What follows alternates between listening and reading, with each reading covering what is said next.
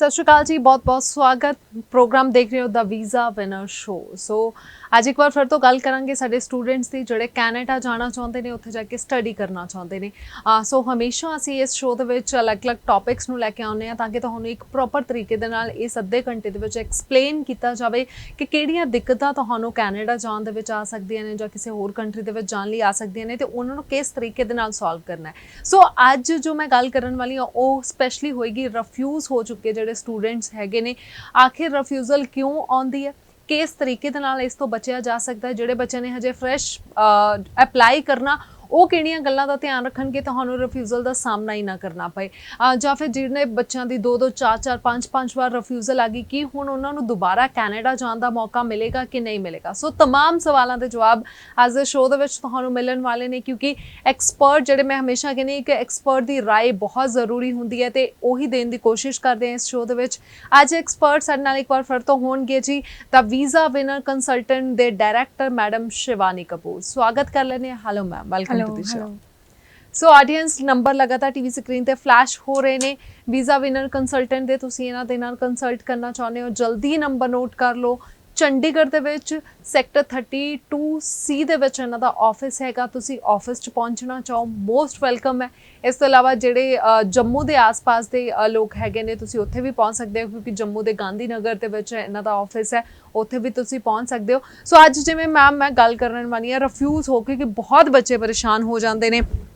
ठीक है, बहुत मैं इदां दे बच्चे भी देखदी हाँ, बहुत वधिया प्रोफाइल वालियां दी भी रिफ्यूज़ल आ जाती है। सो अज मैं चाहनी हाँ कि असीं बच्चों नूं यही एडवाइस दईए कि किस तरह दे नाल ओह रिफ्यूज़ल तो बच सकन। दूजी गल, जिहड़े बच्चे ऑलरेडी रिफ्यूज़ल लगवा बैठे ने ਉਹ ਬੱਚਿਆਂ ਲਈ ਹੁਣ ਕੋਈ ਉਮੀਦ है कि नहीं है, क्योंकि इस बारे असीं गल करांगे। सो डिटेल दे विच मैं गल करन वाली हां। सब तो पहलां तां मेरा सवाल यही रहेगा कि रीजन की होंदे ने, क्यों रिफ्यूज़ल आती है, क्योंकि स्पैशली तुहाडे कोल असीं तां पुछण वाले हैं, मैं ऑडियंस नूं भी, क्योंकि मैं तुहाडी सोशल मीडिया पेजेस जदों भी देखदी हां ना, बहुत सारे वीज़ा स्पैशली यही हुंदे कि जिहड़े बच्चे रिफ्यूज़ हो चुके उन्हां लई स्पैशलिटी हैगी है तुहाडी, तुसीं वीज़ाज़ लैके आउने आ। सो पहलां तां क्यों रीज़न की हैगा, क्यों आंदी है रिफ्यूज़ल?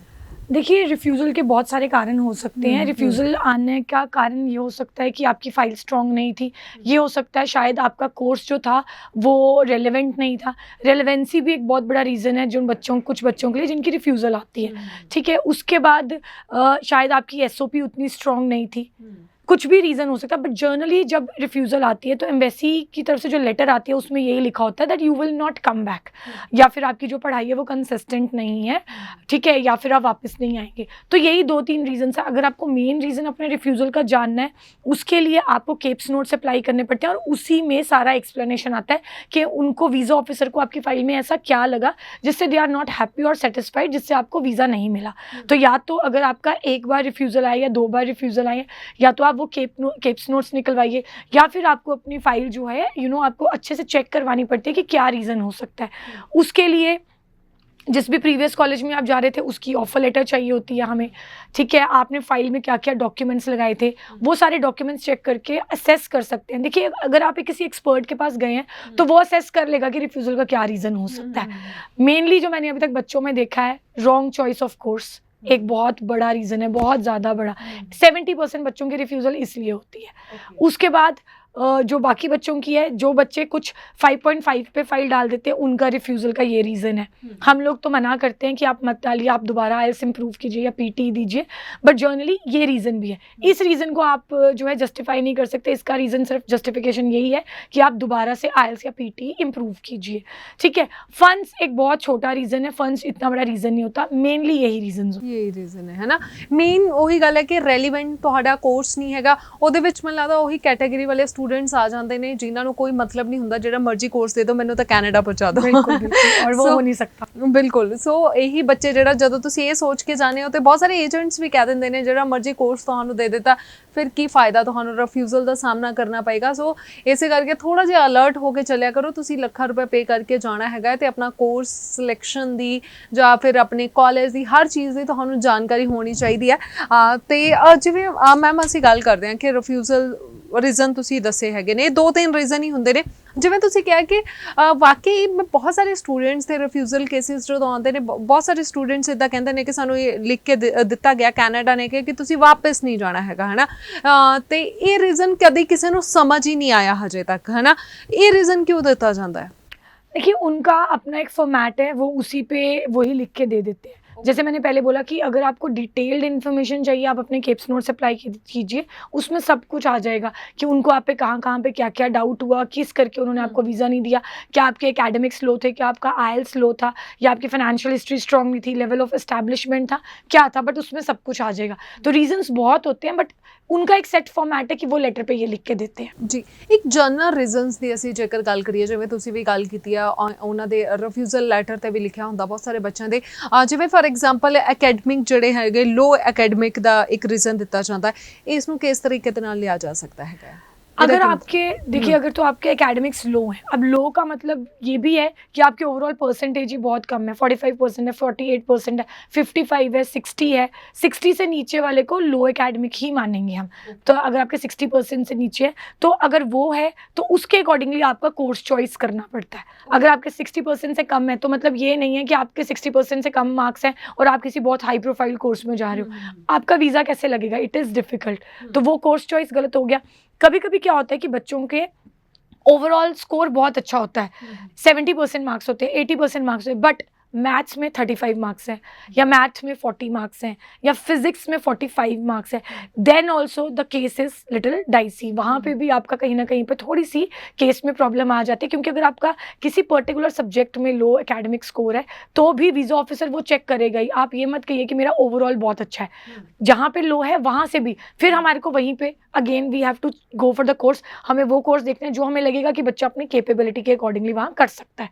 सो इस तरीके से हम बच्चे का रिफ्यूजल होने से केस बचा सकते हैं अगर टाइमली बच्चा उस चीज़ को आइडेंटिफाई कर ले। ओके ओके सो ਇਹ ਮੇਨ ਗੱਲ ਹੈ ਕਿ ਕੋਰਸ ਬਹੁਤ ਜ਼ਰੂਰੀ ਹੈਗਾ।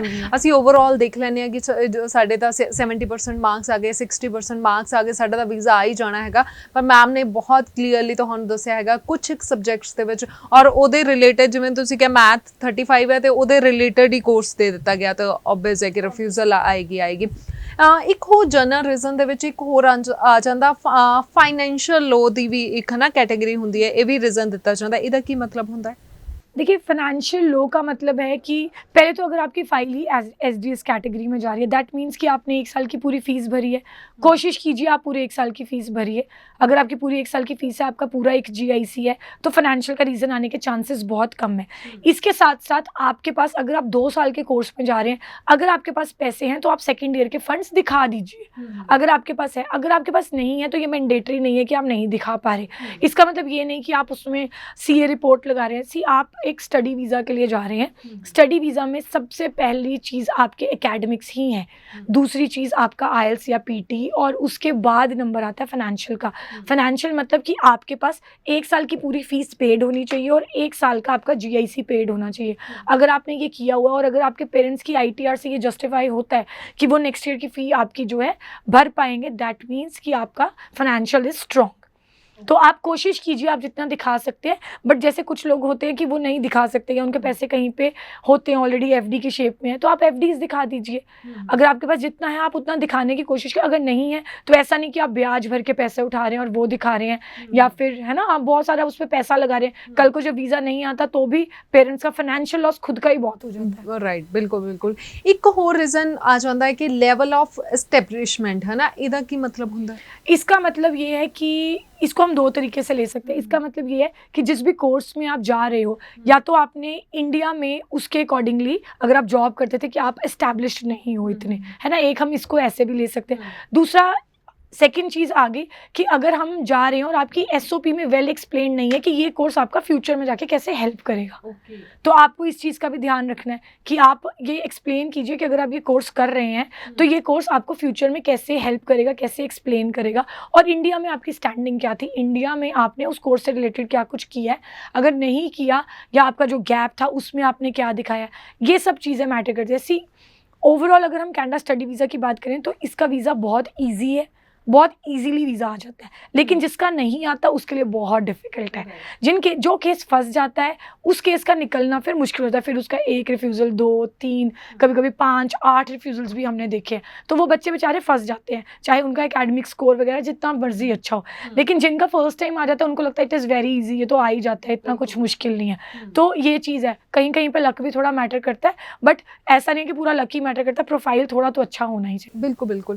ਅੱਛਾ ਮੈਮ, ਕਈ ਵਾਰੀ ਮੈਂ ਖੁਦ ਦੇਖਿਆ ਕਿ ਕਈ ਵਾਰੀ ਬੱਚਿਆਂ ਦਾ ਈਵਨ ਕਈਆਂ ਦੇ ਤਾਂ 5.5 ਹੁੰਦੇ ਇੱਕ ਅੱਧੇ ਮੋਡਿਊਲ ਦੇ ਵਿੱਚੋਂ 50% ਮਾਰਕਸ ਨੇ, 45% ਮਾਰਕਸ ਨੇ, ਉਹਨਾਂ ਦਾ ਵੀਜ਼ਾ ਫਸਟ ਟਾਈਮ ਦੇ ਵਿੱਚ ਆ ਜਾਂਦਾ। ਦੂਜੇ ਪਾਸੇ 90% ਮਾਰਕਸ, 95% ਮਾਰਕਸ ਆਈਐਸ ਟੂ 7-7 ਬੈਂਡ ਬੱਚਿਆਂ ਦੇ ਆਏ ਹੋਏ ਨੇ, ਫਰੈਸ਼ ਪਾਸ ਆਊਟ ਹੈਗੇ ਨੇ, ਉਹ ਵੀ ਰਿਫਿਊਜ਼ ਹੋ ਜਾਂਦੇ ਨੇ। ਉਹਦਾ ਕੀ ਰੀਜ਼ਨ ਹੁੰਦਾ ਹੈ? देखिए, जिसका केस वीक है पहले तो वो थोड़ा कंसल्टेंट पे ट्रस्ट करके चलता है, उसको लगता है कि मेरा केस वीक है, कंसल्टेंट विल हेल्प मी, तो वो उसकी केस को वैसे ही बहुत ध्यान से बनाया जाता है। कोई भी कंसल्टेंट होगा वो भी ध्यान से बनाएगा। जो ये फ्रेश वाले बच्चे होते हैं जिनका आईएलटीएस स्कोर बहुत अच्छा है और जिनका एकेडमिक स्कोर बहुत अच्छा है, समटाइम्स अगर आपको पता भी है कि वो बच्चा गलत कोर्स ले रहा है, अगर आप उनको एज ए कंसल्टेंट, मैं खुद इस चीज़ को मानती हूँ कि अगर हम कभी कभी बच्चों को बोलते हैं कि बेटा this course is not right for you, आप इस पर मत जाइए, ये नहीं है, बच्चे नहीं मानते हैं। उनको लगता है कि नहीं नहीं हमारा तो बहुत अच्छा है, क्योंकि उन्होंने कोई यूट्यूब पे वीडियो देखी है या उन्होंने कुछ खुद कोई फेसबुक पे वीडियो देखी है। ऐसा नहीं है कि आपने कोई एक वीडियो देख ली, आपने 2 वीडियोस देख ली और आपका profile, every case is different. अगर किसी बच्चे का वीज़ा किसी और कोर्स में लगा, ज़रूरी नहीं है कि आपका वीज़ा भी उसी कोर्स में लग जाए। आपका प्रोफाइल डिफरेंट है, जैसे हर किसी की बीमारी सेम नहीं हो सकती, हर किसी का केस सेम नहीं हो सकता।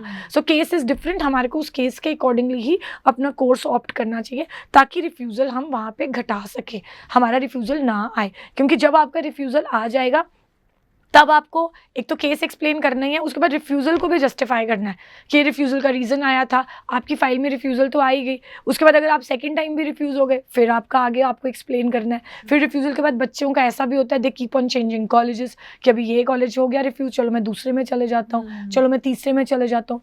जितनी बार आप कॉलेज चेंज करेंगे, वीज़ा ऑफिसर तो आपको ट्रैक कर ही रहा है, क्योंकि आपका फ़ाइल नंबर तो हमेशा जो यूसीआई नंबर होता है वो 95% टाइम सेम ही रहता है, वो चेंज नहीं होता।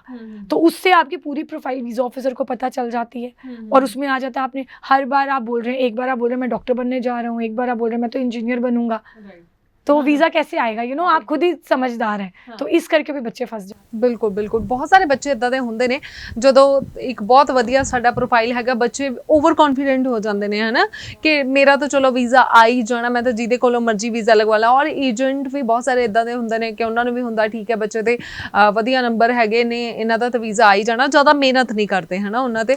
ਸੋ ਤੁਸੀਂ ਵੀ ਧਿਆਨ, ਮੈਂ ਹਮੇਸ਼ਾ ਕਹਿੰਦੀ ਆਪਣੇ ਸ਼ੋਜ਼ ਦੇ ਵਿੱਚ ਕਿ ਕਈ ਵਾਰੀ ਕੀ ਹੁੰਦਾ ਕਿ ਸਾਡਾ ਪ੍ਰੋਫਾਈਲ ਬਹੁਤ ਵਧੀਆ ਹੈਗਾ ਪਰ ਅਸੀਂ ਆਪਣਾ ਕੰਸਲਟੈਂਟ ਵਧੀਆ ਚੂਜ਼ ਨਹੀਂ ਕੀਤਾ ਤੇ ਸਾਨੂੰ ਰਿਫਿਊਜ਼ਲ ਦਾ ਸਾਹਮਣਾ ਕਰਨਾ ਹੀ ਪਏਗਾ। ਸਾਡਾ ਪੂਰਾ ਫਿਊਚਰ ਅਸੀਂ ਕਿਸੇ ਦੇ ਹੱਥ ਦੇ ਵਿੱਚ ਦੇ ਰਹੇ ਹਾਂ ਤੇ ਇਹ ਸੋਚ ਸਮਝ ਕੇ ਦਿਆ ਕਰੋ ਕਿ ਉਹਨਾਂ ਨੂੰ ਕਿੰਨਾ ਕੁ ਐਕਸਪੀਰੀਅੰਸ ਹੈਗਾ। ਨਹੀਂ ਤਾਂ ਤੁਹਾਡਾ ਇੱਕ ਚੰਗੇ ਪ੍ਰੋਫਾਈਲਸ ਵੀ ਅਸੀਂ ਖਰਾਬ ਹੁੰਦੇ ਹੋਏ ਦੇਖੇ ਨੇ।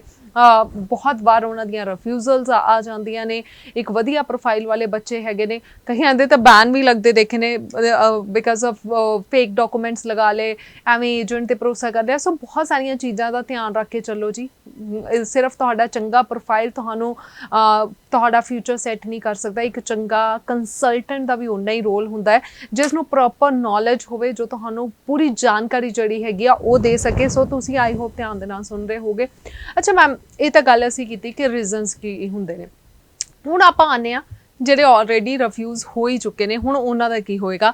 ਸੋ ਅਗਰ ਰਿਫਿਊਜ਼ ਹੋ ਗਿਆ ਬੱਚਾ, ਚਲੋ 1 ਵਾਰੀ 2 ਵਾਰੀ 3 ਵਾਰੀ 4 ਵਾਰੀ, उन्होंने मौका मिलेगा दोबारा कनाडा जाने का? बिल्कुल बिल्कुल। देखिए, हम रिफ्यूज़ल केसेस को बिल्कुल मना नहीं करते। अगर हमें लगता है कि इसका वीज़ा लग सकता है तो हम उसको ज़रूर ये होप देते हैं कि बेटा आप एक बार फिर से अप्लाई कीजिए, आपका वीज़ा आने के चांसेस हैं।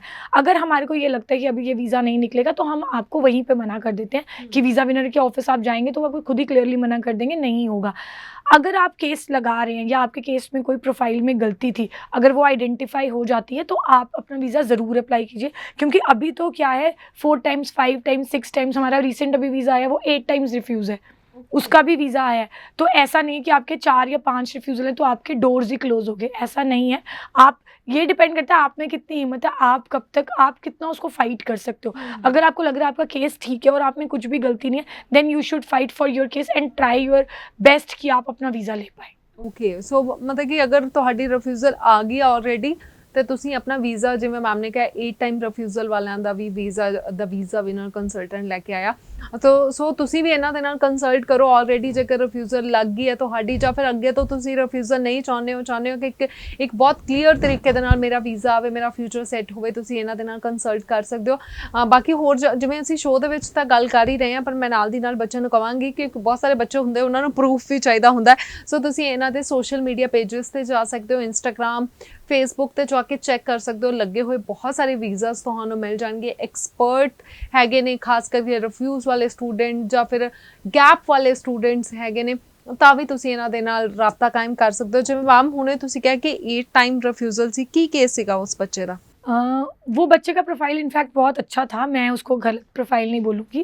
बच्चे के 70% मार्क्स थे, 12th में 21 पास आउट था, 6 बैंड्स थे, 6.5 बैंड से, नो लेस देन 6, बट उसके 8 रिफ्यूज़ल आ गए। 7 टाइम्स वो कनाडा रिफ्यूज़ था, 8th टाइम वो यूएस रिफ्यूज़ था। तो वो बच्चे का क्या रीजंस थे, अब मैं वो तो आपको क्या ही बताऊँ, बिकॉज उसके कोर्सेज गलत थे। 2 बार तो उसका कोर्स गलत था, एक बार उसने 5.5 पे फाइल डाली हुई थी, तो वो एक रीज़न था जब उसने इनिशियल डाली होगी। फिर उसके बाद उसने जो कोर्स ऑप्ट किया वो कोर्स उसके लिए नहीं था, तो उस कोर्स के करके वो रिफ्यूज़ हो गया। उसके बाद उसने फिर कॉलेज चेंज कर लिया। अगर अब आप बार बार कॉलेज बदल रहे हो तो एम्बेसी वो भी देखती है कि आपने कितनी बार कॉलेज चेंज कर लिया। फिर उसने यूएस फाइल लगा ली ये सोच के कि शायद वहाँ आ जाएगा। वहाँ पे भी बिकॉज आप जिस कंट्री से रिफ्यूज़ हो आप उसको जस्ट बताओगे, तो जिस भी कंट्री में फाइल लगा रहे हो आप प्रीवियस रिफ्यूज़ल्स भी सारे बताते हो, तो वहाँ भी उसका वीज़ा नहीं लगा। Then he again you know he applied for Canada. उसने हमसे फर्स्ट टाइम पे अप्लाई किया, उसका फर्स्ट टाइम पे ही वीज़ा निकला। तो ये अभी ये थोड़ा देर पुराना ही केस है, महीना पहले, और हमारे फेसबुक और इंस्टा पे भी है। ओके, सो 7 टाइम कैनेडा, 8th टाइम जाके यूएसए तो ਰਿਫਿਊਜ਼ਲ ਪਹਿਲਾਂ ਤਾਂ ਬੱਚੇ ਨੂੰ ਸਲਾਮ, ਕਿਉਂਕਿ ਜਦੋਂ ਅਸੀਂ 1 ਜਾਂ 2 ਵਾਰ ਰਿਫਿਊਜ਼ ਹੋ ਜਾਂਦੇ ਉਸ ਤੋਂ ਬਾਅਦ ਦਿਲ ਹੀ ਨਹੀਂ ਕਰਦਾ ਕਿ ਅਸੀਂ ਅਪਲਾਈ ਕਰੀਏ। ਸੋ 8 ਟਾਈਮ ਰਿਫਿਊਜ਼ ਹੋਣ ਤੋਂ ਬਾਅਦ ਵੀ ਉਸ ਬੱਚੇ ਨੇ ਜਿਹੜਾ ਬਾਰ-ਬਾਰ ਅਪਲਾਈ ਕੀਤਾ।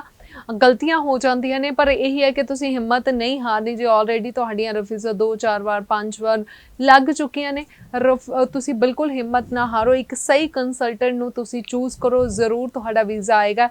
ਇਹਦੀ ਐਗਜ਼ਾਮਪਲ ਜਿਵੇਂ ਮੈਮ ਨੇ ਹੁਣੇ ਦੱਸ ਹੀ ਦਿੱਤੀ ਹੈਗੀ ਹੈ ਤੁਹਾਨੂੰ। ਅੱਛਾ ਮੈਮ, ਜਦੋਂ ਇੱਕ ਤਾਂ ਹੋ ਗਿਆ ਕਿ ਕੋਰਸਿਸ ਤੁਸੀਂ ਕਹਿੰਦੇ ਹੋ ਕਿ ਚੇਂਜ ਕਰ ਦਿੱਤਾ ਜਾਂਦਾ ਹੈ ਨਾ, ਰੈਲੇਵੈਂਟ ਕੋਰਸ ਨਹੀਂ ਹੁੰਦਾ। ਜੇ ਬੱਚਾ ਰਿਫਿਊਜ਼ ਹੋ ਗਿਆ, ਦੁਬਾਰਾ ਉਹਦਾ ਕੇਸ ਆਪਾਂ ਪੁੱਟ ਕਰਨਾ, ਕੋਰਸ ਚੇਂਜ ਕਰ ਦਿੱਤਾ। ਕਾਲਜ ਤੁਸੀਂ ਕਿਹਾ ਨਹੀਂ ਚੇਂਜ ਕਰਨਾ, ਹੈ ਨਾ, ਉਸੇ ਕਾਲਜ ਦੇ ਵਿੱਚ ਦੁਬਾਰਾ? देखिए अब ये भी केस पे डिपेंड करता है। अगर कुछ बच्चे हमारे पास ऐसे आते हैं जिनका 3 या 4 रिफ्यूज़ल्स हैं, ठीक है, और उनका हमें लगता है कि उनका कोर्स ठीक था, उनका कॉलेज ठीक था, फिर भी रिफ्यूज़ हो गया, बट उनका वीज़ा नहीं लगा। तो अगर कोई बच्चा हमारे को ऐसा कॉन्टैक्ट करता है जिस बच्चे की फ़ीस ऑलरेडी वहीं पड़ी है, कॉलेज में ही है, और हमें लगता है वो केस ठीक है, तो हम फिर उसको यही सजेशन देते हैं कि आप वही फ़ाइल हमें दे दीजिए, let us try from our side, हम कोशिश करते हैं आपका वीज़ा आ जाए। ऐसा भी हमारे अभी के रिसेंट केस है, जिस बच्चे का हमसे वीज़ा आया, उसकी ऑफर लेटर कहीं और से थी, उसने फ़ीस पहले पे की हुई थी, GIC पेड था, सब कुछ था, बस उसने 2 बार अप्लाई किया, उसका वीज़ा नहीं आया। 3rd टाइम उसको किसी फ्रेंड ने हमारी suggestion the, he came to us. हमें भी लगा कि उसका कोर्स ठीक है, उसका प्रोफाइल बिल्कुल ठीक है, वीज़ा रिफ्यूज़ नहीं होना चाहिए था।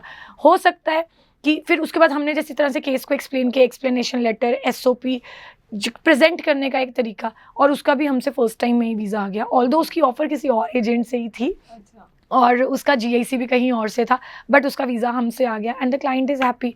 अल्टीमेटली तो यही मैटर करता है कि आपका वीज़ा आ रहा है। तो अगर आपका कोई ऐसा केस भी है जिसमें आपके रिफ्यूज़ल्स आ रही है लेकिन आपकी फ़ीस है, आपने ऑलरेडी पे की हुई है, तो आप एक बार हमें कॉन्टैक्ट कर सकते हैं। हो सकता है शायद हम उसी में आपका केस रीअप्लाई कर दें। ओके, लाइक किसी होर कंसल्टेंट तो अगर बच्चा रिफ्यूज़ है ਤਾਂ ਵੀ ਤੁਹਾਡੇ ਨਾਲ ਕੰਸਲਟ बिल्कुल एक बार कॉन्टैक्ट कर सकते हैं। ਓਕੇ, ਠੀਕ ਹੈ ਜੀ।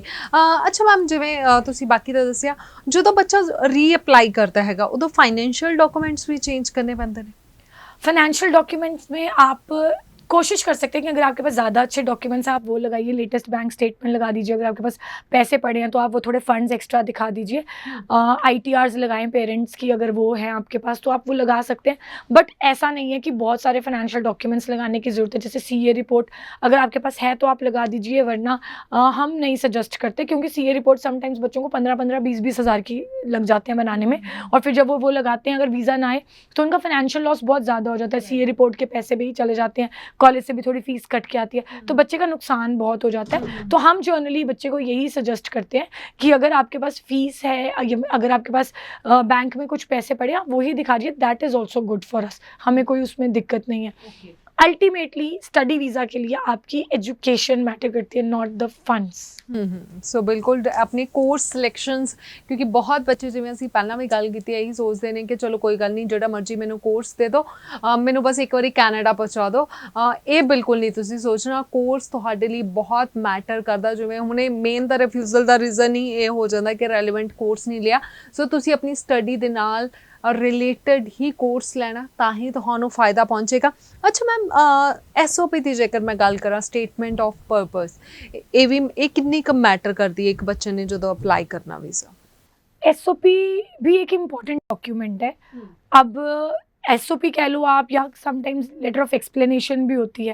कितने रिफ्यूजल्स हैं, किस में हम क्या डॉक्यूमेंट लगा रहे हैं, ये उस पर मैटर करता है। SOP मुझे ये लगता है कि बच्चे की, हम वीज़ा विनर में ये सजेस्ट करते हैं, हो सकता है कि बाकी लोग ऐसे नहीं बोलते, बाकी कंसल्टेंट्स डिफरेंट बोले, बट मुझे पर्सनली ये लगता है कि जो आपकी SOP है वो अकॉर्डिंग टू आपके क्रेडेंशियल्स के होने चाहिए। अगर आपके 6 बैंड है तो वो SOP वैसी ही होनी चाहिए जैसे 6 बैंड वाले बच्चे की होती है। समटाइम्स हमने देखा है कि बच्चे के खुद के 6 बैंड होते हैं लेकिन उसकी SOP ऐसे होती है जैसे 8 बैंड वाले बच्चे की है। तो ऑफ कोर्स वीज़ा ऑफिसर को पता चल जाएगा कि वो आपने नहीं लिखी है ना। आप थोड़ा सा SOP अपने लेवल की बनाएं, जैसे जिस तरह से आपका क्रेडेंशियल्स हैं, आपके डॉक्यूमेंट्स हैं।